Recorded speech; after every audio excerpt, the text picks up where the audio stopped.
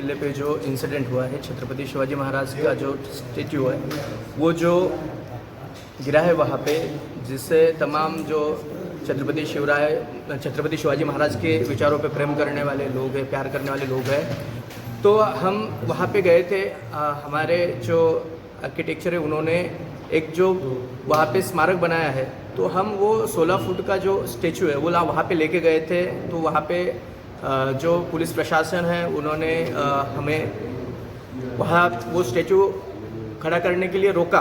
तो हमने उनसे विनती की कि जब तक पुलिस प्रशासन या फिर सरकार यहाँ पे स्टेचू नहीं बनाती तब तक ये जो हमारा स्टेचू है आप रख सकते हो, जिससे कि जो एटमॉस्फेयर जो है वो जो गंदा हो रहा है, जो थॉट प्रोसेस है लोगों की, उसमें इस सिस्टम के खिलाफ जो नफरत पैदा हो रही है वो कुछ हद तक कम हो जाए और वहाँ पे लोगों को एक राहत की सांस मिले कि नहीं चलो छत्रपति शिवाजी महाराज यहाँ पे अभी खड़े हैं।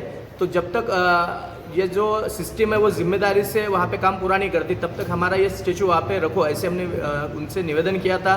तो वहाँ पे उन्होंने मना कर दिया। तो हम उनसे एक ही विनती करते हैं कि जल्द से जल्द हमारे छत्रपति शिवाजी महाराज की जो मूर्ति है वहाँ पे आपने जल्दी से जल्दी खड़ी करनी चाहिए, और अगर आप नहीं करते हो तो हम हमारे तरीके से फिर वहाँ पे वो जो हमारा जो अश्वरूढ़ स्मारक है वहाँ पे स्टेचू, तो वो हम वहाँ पे खड़ा कर देंगे।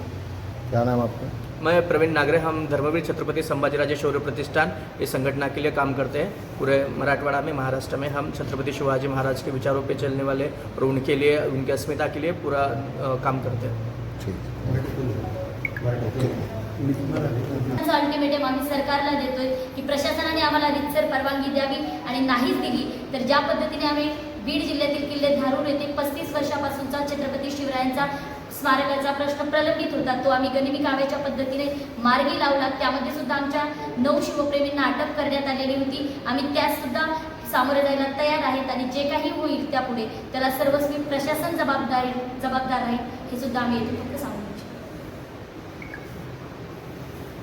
तुम्ही आता हे सांगितलं, पण तुम्हाला माहिती आहे ना की तुला वाचवायचे आगळं नियोजन असतं, कारण की त्याला परमिशन लागतात, सगळं लागतात। तुम्ही फेट कसं म्हणजे काय द्यायचं कसं केलं ना ते कायदा सुव्यवस्थेचं पालन करत असताना आम्ही प्रशासनाला त्या दिवशी तर सहकार्य केलेलंच आहे, कारण की त्यांनी आम्हाला स्मारकीतून, कारण की तिथली जी सध्याची परिस्थिती आहे ती खरंच खूप म्हणजे वेगळी परिस्थिती, तिथे राजकारणाचा दबाव असतो किंवा काही ज्या गोष्टी असतील त्याला सहकार्य करत आम्ही तो स्मारक आता त्यांच्या मातांच्या हद्दीतून बाहेर आणलेला आहे। पण आता आपण पाहतोय की तिथं जे काही परिस्थिती आहे ती खरंच बघवणारी नाहीये, त्यामुळे तिथे स्मारक असायलाच पाहिजे ही प्रामाणिक आमची भावना आहे। त्यामुळे आम्ही सरकारला 10 दिवसाची अल्टिमेटम यासाठी देतो की त्यांनी आम्हाला रितसर परवानगी द्यावी स्मारक बसवण्यासाठी। पण तुम्ही सरकारच्या विरोधात असल्यामुळे प्रत्येक पक्ष चिडचिड करण्यावर तुमचं पण दिसून येते तेवढी, पण तुम्ही एक भावना हे करता, हे सरकारच्या विरोधात म्हणता येणार नाही किंवा कुठल्याही कोणाच्या आम्ही विरोधात किंवा कोणाच्या बाजूने आम्ही नाहीये। तर आम्हाला फक्त एवढीच प्रामाणिक इच्छा आहे की तिथे स्मारक असायला पाहिजे। ज्या पद्धतीने आपण पाहतोय की महाराजांच्या स्मारकाचे जे फोटोज व्हायरल होतात ते कुठेतरी बंद व्हायला पाहिजे, ही प्रामाणिक भावना आमची आहे।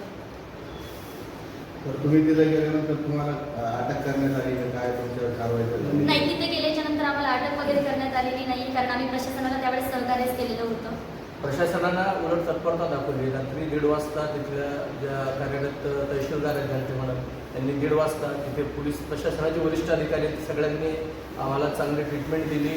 त्यांनी रात्री मला वाटतं 1:30 वाजण्याचा वेळ होता, त्यावेळेस आमचं निवेदनसुद्धा स्वीकारलं, त्यावेळेसही सगळे प्रशासकीय अधिकारी जागे होते। त्यामुळे आम्हाला असं कुठं विरोध करण्यात नाही आला। त्यांनी फक्त सांगितले की कायदा सुव्यवस्थेचा प्रश्न निर्माण होऊ नये, सध्याची परिस्थिती बघता तुम्ही हे जे स्मारक आहे मालवण जिल्ह्याच्या हद्दीतलं थोडंसं बाहेर द्यावं अशी त्यांना आम्हाला विनंतीच केली।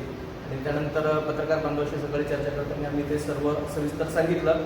प्रशासनाचं सहकार्य, माझा फक्त मुद्दा एकच आहे आमचा की सगळेजण तिथं जात आहेत, सत्तेतील असो विरोधी पक्षातील असो, प्रत्येकजण तिथं राजकारण करून फक्त येणाऱ्या आगामी काळात निवडणूक आहे त्या अनुषंगानं वातावरण कसं दूषित करता येईल त्या हिशोबाने सगळ्यांचे प्रयत्न चालू आहे। पण एकही राजकीय पुढारी तिथे येऊन आला नाही की मी माझ्या स्वखर्चातून देतो।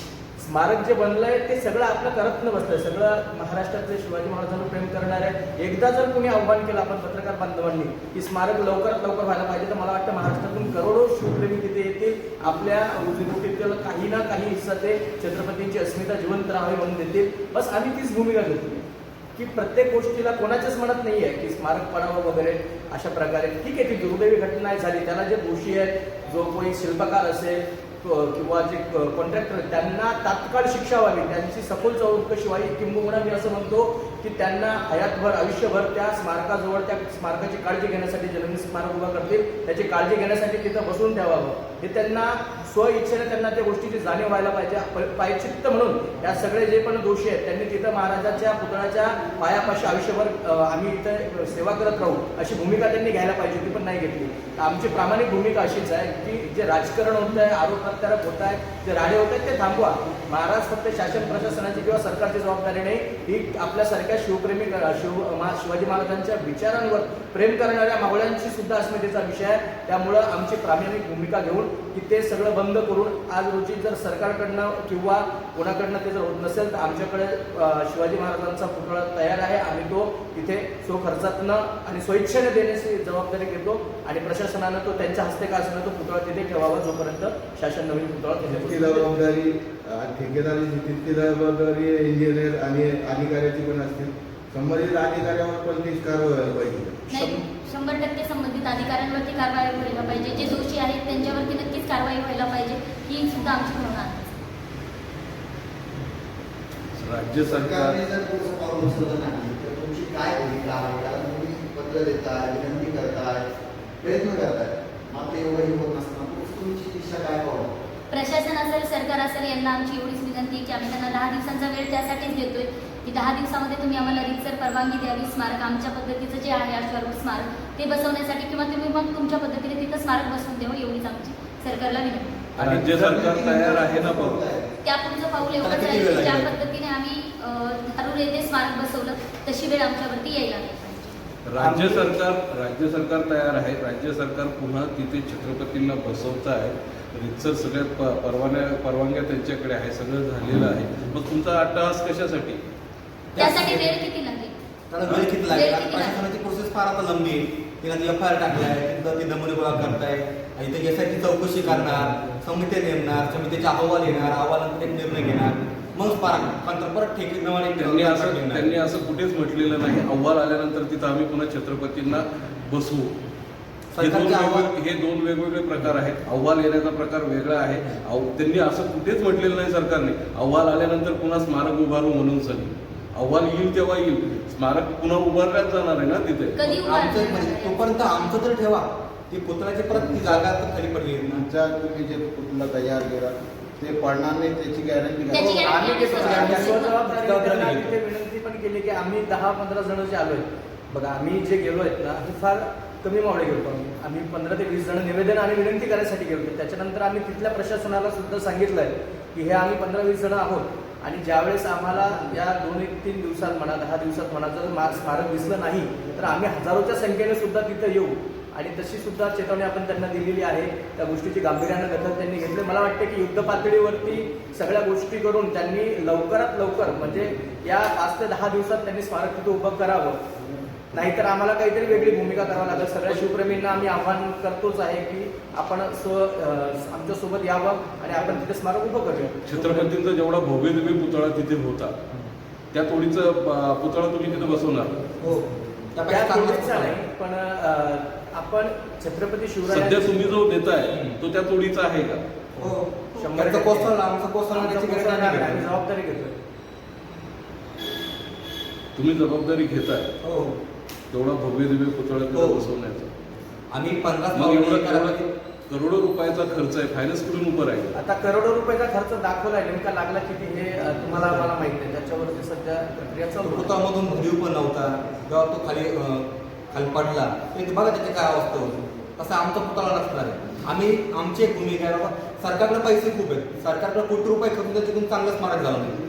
आम्हाला त्यांना विरोध करायचा नाहीये. ती कंत्राटदाराची चुकी असेल, ठेकेदाराची चुकी असेल, सल्लागार समितीची चुकी असेल, आम्हाला त्याच्याशी बोलायचं नाही. पण आम्ही जे स्मारक देतोय, आता आम्ही किल्ले धारूरमध्ये स्मारक बसवलंय, आम्हाला अजून काही भरपूर स्मारक बसवायचे. त्या स्मारकाची जागा सुद्धा आम्ही घेतली की त्या पुतळ्याला काय होणार नाही. इतकं चांगलं स्मारक देतो. ठीक आहे, आमच्या स्मारकावर तुम्हाला विश्वास असेल तर जोपर्यंत तुमचं येत नाही तोपर्यंत आमचं तिथं ठेवा. त्याची जबाबदारी आमची धर्मवीर छत्रपती संभाजीराजे शौर्यपती जेवढे मावळे ते त्या ठिकाणी बसून त्या पुतळ्याची काळजी, स्मारकाची काळजी घेतील. हा आमचा त्यांना शब्द आहे. मग असं सरकारशी तुमचं काही बोलणं झालंय का? आम्ही प्रशासनाशी बोलणं झालंय आमचं. तुम्हाला काय रिस्पॉन्स आला? त्यांनी आमचा वर माहिती पाठवली. त्या दिवशी रात्री आमचं तिथे गेल्यानंतर तहसीलदार मॅडम आणि मुख्यमंत्री साहेब असतील, उपमुख्यमंत्री साहेब असतील यांच्यापर्यंत आमचं निवेदन पाठवलंय. तर जिल्हाधिकारी साहेबांच्या माध्यमातून त्याच वेळेस येऊन ते सांगितलंय की याबद्दल आम्ही नक्कीच विचार करून त्यांना आपण वेळ देऊया म्हणून आम्ही त्यांना 4 ते 5 दिवसाचा वेळ दिलाय.